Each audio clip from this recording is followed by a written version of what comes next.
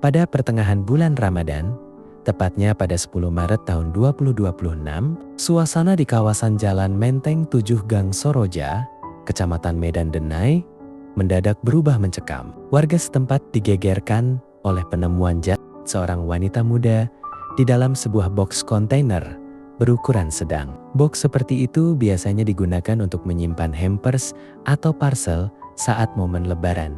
Namun kali ini, isi di dalamnya jauh dari dugaan siapapun. Di dalam kontainer tersebut ditemukan tubuh seorang perempuan muda yang telah terbungkus karung goni serta selimut hotel. Kondisinya menunjukkan bahwa korban sudah tidak bernyawa. Penemuan mengerikan itu pun sontak mengundang perhatian warga dan segera dilaporkan kepada pihak kepolisian. Namun ada satu hal yang saat itu luput dari perhatian banyak orang. Di tengah kerumunan warga yang memenuhi lokasi kejadian, tampak dua pemuda datang dan memperhatikan situasi sekitar. Ketika melihat ramainya warga yang berkumpul, keduanya terlihat gelisah dan panik. Tak lama kemudian, mereka langsung meninggalkan lokasi dengan mengendarai sepeda motor.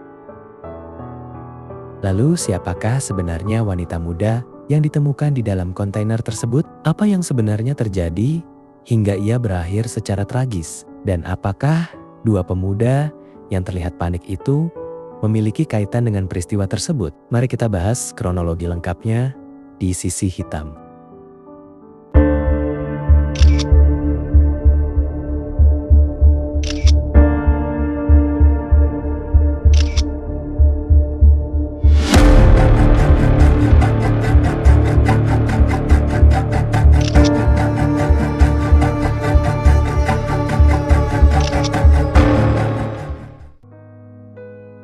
Berangkat meninggalkan Kabupaten Labuhan Batu Utara menuju kota Medan beberapa bulan sebelumnya, seorang gadis berusia 19 tahun bernama Rahmadani atau yang akrab dipanggil Rahma datang dengan membawa harapan besar. Di usia yang masih muda, ia ingin bekerja keras demi mengumpulkan penghasilan dan meraih masa depan yang lebih baik.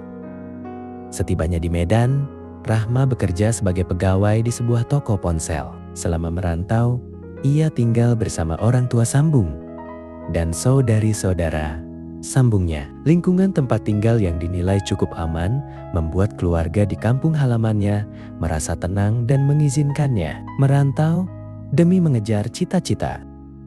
Informasi mengenai kehidupan keluarga Rahma memang tidak banyak diketahui. Namun beredar kabar bahwa ayahnya berprofesi sebagai seorang guru atau ustadz di sebuah sekolah di daerah asalnya. Di tempat kerja, Rahma dikenal sebagai sosok yang rajin, penuh semangat, dan tidak pernah membuat masalah. Ia juga termasuk karyawan yang disiplin karena hampir tidak pernah izin ataupun absen dari pekerjaannya.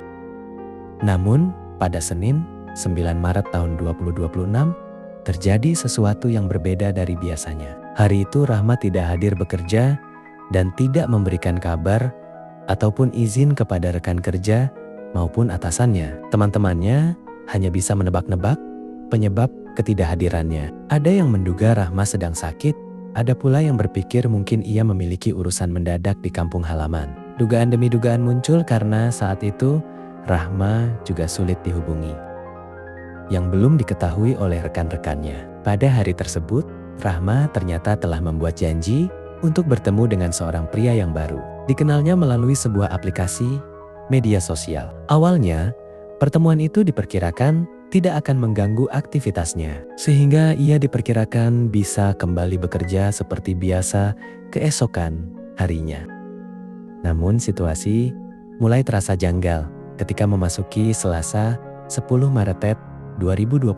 Rahma kembali tidak muncul di tempat kerja. Atasannya yang mulai merasa khawatir dan penasaran dengan keberadaan salah satu karyawannya itu, akhirnya memutuskan untuk mencari tahu secara langsung.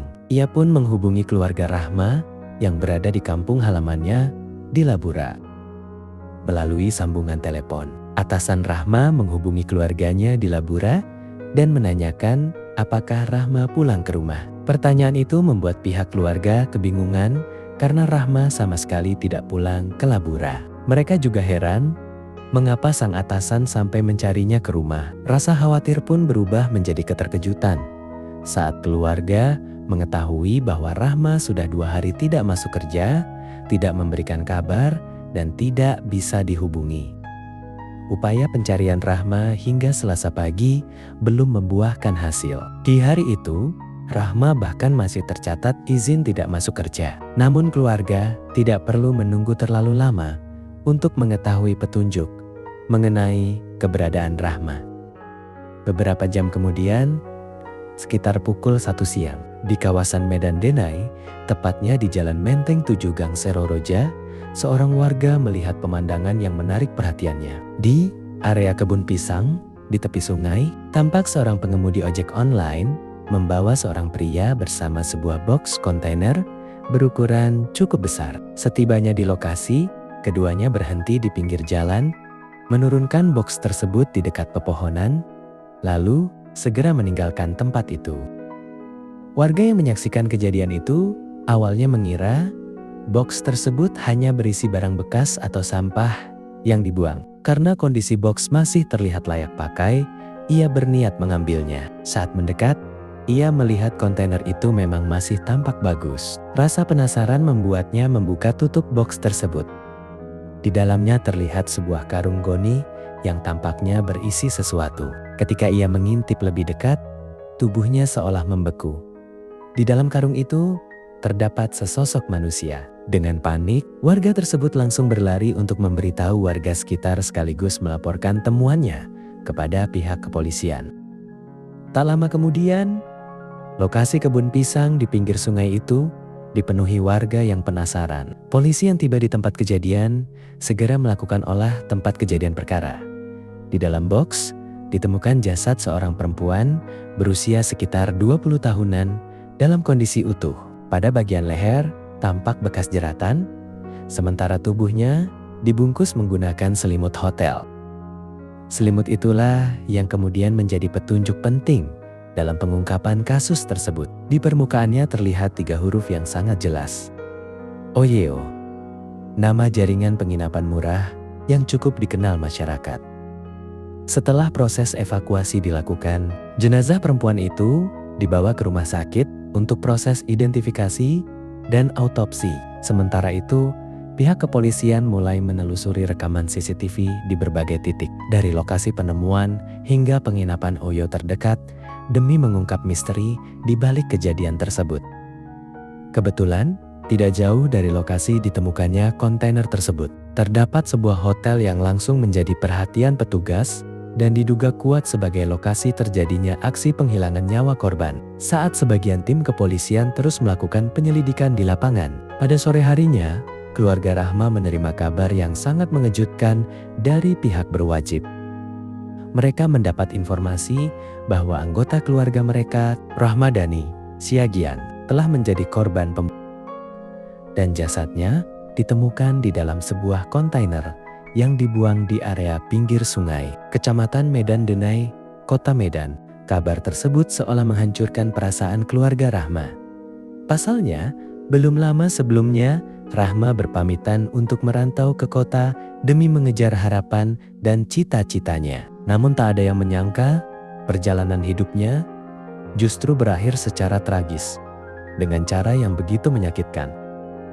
Pihak keluarga kemudian bergegas menuju rumah sakit tempat jasad Rahma menjalani proses autopsi. Di sisi lain, tim penyidik berhasil menemukan sejumlah petunjuk penting dari rekaman CCTV sebuah hotel Oyo serta beberapa kamera pengawas di sepanjang jalur menuju lokasi pembuangan kontainer.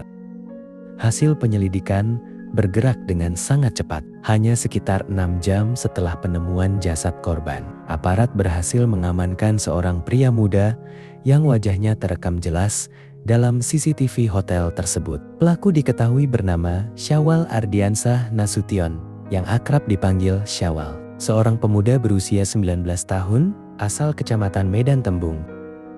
Pada hari yang sama, aparat berhasil mengamankan Syawal di kawasan Jalan Flamboyan Raya, Medan Tuntungan, ketika ia diduga hendak melarikan diri bersama kekasihnya. Saat ditangkap di tepi jalan, Syawal terlihat membawa sebuah tas dan ditemani seorang perempuan muda yang disebat-sebat sebagai kekasihnya. Tanpa memberikan perlawanan, Syawal mengikuti petugas menuju kantor kepolisian.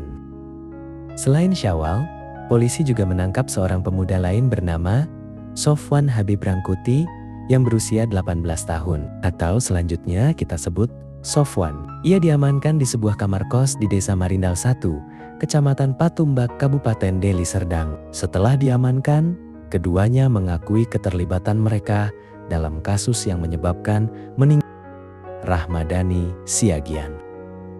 Menurut keterangan pelaku, pada 9 Maret tahun 2026, sekitar pukul 17, rangkaian peristiwa ini bermula. Di hari itu, Syawal berkenalan dengan Rahma melalui sebuah aplikasi kencan online. Perkenalan mereka berlangsung cepat hingga keduanya sepakat untuk bertemu pada hari yang sama. Mereka kemudian bertemu di sebuah warung kopi yang lokasinya tidak jauh dari tempat tinggal Rahma. Setelah menghabiskan waktu bersama, keduanya sempat makan malam atau kemungkinan berbuka puasa bersama karena saat itu masih berada di bulan Ramadan. Seusai makan, Rahma dan Syawal menuju sebuah kamar yang telah disewa di Hotel Oyo dengan nomor kamar C4. Terdapat perbedaan informasi mengenai kedatangan mereka ke hotel. Ada yang menyebut Rahma masuk lebih dulu sebelum disusul Syawal beberapa waktu kemudian. Namun, ada pula yang mengatakan keduanya datang secara bersamaan. Di dalam kamar, awalnya suasana berjalan normal sesuai rencana. Keduanya sempat melakukan hubungan layaknya pasangan suami istri. Namun situasi mulai berubah setelahnya. Sesaat setelah selesai, Syawal diduga meminta Rahma untuk kembali melakukan hubungan intim, tetapi dengan cara yang dianggap tidak wajar. Meski tidak dijelaskan secara rinci seperti apa permintaan tersebut, muncul dugaan bahwa hal itu berkaitan dengan tindakan yang mengandung unsur kekerasan atau penyimpangan. Permintaan itu diduga dipengaruhi oleh kebiasaan Syawal mengonsumsi konten dewasa dengan unsur menyimpang. Mendengar hal tersebut, Rahma menolak dengan tegas. Penolakan itu kemudian memicu pertengkaran di antara keduanya di dalam kamar hotel. Di luar dugaan, Syawal disebut tersulut emosi akibat penolakan tersebut. Saat berada di atas kasur, ia diduga langsung mencekik Rahma dan menjerat leher korban menggunakan kain selendang yang ada di hotel. Jeratan itu dilakukan dengan kuat hingga Rahma tak lagi mampu melawan. Dalam kejadian tersebut, bagian belakang kepala Rahma juga diduga membentur benda keras hingga menyebabkan luka dan keluarnya darah dari hidung korban, membuat kondisinya semakin memburuk. Yang lebih memilukan, ketika Rahma berada dalam kondisi kritis, bukannya memberikan pertolongan, Syawal justru diduga melakukan tindakan kekerasan lanjutan terhadap korban. Hingga akhirnya, Rahma dinyatakan telah meninggal dunia. Setelah menyadari apa yang terjadi, Syawal mulai panik dan berusaha menghilangkan jejak perbuatannya. Ia mengambil cincin serta telepon genggam milik korban yang diduga untuk mengaburkan motif kejadian. Setelah itu, ia meninggalkan kamar hotel dan menginap di rumah kekasihnya. Keesokan harinya, tepat pada Selasa 10 Maret 2026, Syawal kembali mendatangi Hotel Oyo tersebut. Ia datang dengan membawa karung goni yang sebelumnya dibeli dari sebuah toko pakan burung. Setelah memastikan kondisi korban, tubuh Rahma dibungkus menggunakan selimut dan spray hotel sebelum dimasukkan ke dalam karung tersebut. Tak hanya itu, Syawal juga menghubungi seorang rekannya bernama Sofwan yang bekerja sebagai pengemudi ojek online. Dalam percakapan itu, ia mengaku telah melakukan sebuah tindakan khilaf yang menyebabkan hilangnya nyawa seseorang. Setelah kejadian itu, Syawal meminta bantuan Sofwan untuk memindahkan jasad korban keluar dari kamar hotel. Pada awalnya, Sofwan menolak dengan tegas. Namun, Syawal terus mendesaknya sambil menawarkan sejumlah imbalan. Hingga akhirnya, Sofwan bersedia membantu. Selanjutnya, Syawal meminta Sofwan mengambil sebuah box kontainer dari rumahnya dan mengantarkannya ke Hotel Uyo di kawasan Medan Denai, box kontainer tersebut kemudian dibawa masuk melalui pintu belakang hotel agar tidak menarik perhatian petugas maupun pengunjung lain.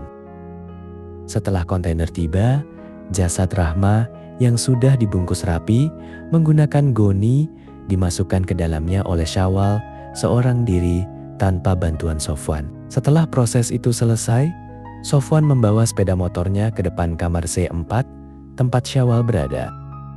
Keduanya tampak kesulitan saat mengangkat kontainer ke atas motor. Namun setelah berhasil, mereka berboncengan menuju lokasi yang direncanakan untuk membuang kontainer tersebut. Sofwan mengendarai motor, sementara Syawal duduk di belakang dan kontainer dijepit di antara mereka pada bagian tengah jok. Pada awalnya, mereka berniat membuang kontainer di lokasi yang cukup jauh dari hotel. Namun di perjalanan, Syawal beberapa kali hampir kehilangan kendali atas box kontainer yang nyaris terjatuh ke jalan. Demi menghindari risiko tersebut, mereka akhirnya memutuskan membuangnya di kawasan yang lebih dekat, yakni di tepi sungai tempat box kontainer itu kemudian ditemukan. Setelah meninggalkan lokasi, keduanya bahkan sempat makan siang bersama. Namun tanpa mereka sadari, saat kontainer dibuang, ada seorang warga yang melihat kejadian tersebut, sehingga area itu dengan cepat dipenuhi warga sekitar. Usai makan siang, Syawal dan Sofwan sempat berencana kembali ke lokasi dengan tujuan membuang kontainer itu ke sungai agar jejaknya hilang. Sayangnya bagi mereka, keadaan sudah berubah. Tempat itu telah dipadati warga dan aparat yang datang ke lokasi. Menyadari situasi tersebut, mereka memutuskan untuk melarikan diri. Akan tetapi, pelarian itu tidak berlangsung lama. Hanya dalam waktu sekitar 6 jam setelah penemuan kontainer, keduanya berhasil diamankan oleh petugas. Dari hasil penyelidikan, diketahui bahwa motif Syawal menghabisi nyawa Rahmadani diduga dipicu rasa emosi dan sakit hati setelah permintaan yang dianggap tidak wajar ditolak mentimenta oleh korban. Atas perbuatan kriminal tersebut, para pelaku dijerat dengan sejumlah pasal berlapis, yakni Pasal 458 ayat 1, subsidiar Pasal 479 ayat 3 Jungto, Pasal 473 ayat 1, 2, dan 3 huruf C, serta ketentuan dalam Undang-Undang Republik Indonesia Nomor 1 Tahun ke-2023, ancaman hukuman maksimal yang dapat dijatuhkan mencapai 15 tahun penjara. Sementara itu, Sofwan yang diduga berperan sebagai pihak yang membantu kemungkinan menghadapi ancaman hukuman yang lebih ringan sesuai tingkat keterlibatannya. Demikian kisah kasus kali ini. Dari peristiwa ini, ada banyak pelajaran yang bisa dipetik bahwa mengenal seseorang secara singkat tidak selalu berarti kita benar-benar mengetahui siapa dirinya. Keputusan yang diambil dalam sesaat juga bisa berujung pada konsekuensi yang tidak pernah dibayangkan sebelumnya. Semoga almarhumah mendapatkan tempat terbaik di Sesinia dan keluarga yang ditinggalkan diberikan kekuatan serta ketabahan. Dan semoga keadilan benar-benar ditegakkan sebagaimana mestinya. Terima kasih untuk yang sudah menyimak sampai akhir. Jangan lupa ambil sisi pelajarannya, tetap berhati-hati dimanapun berada, dan sampai jumpa di kisah berikutnya.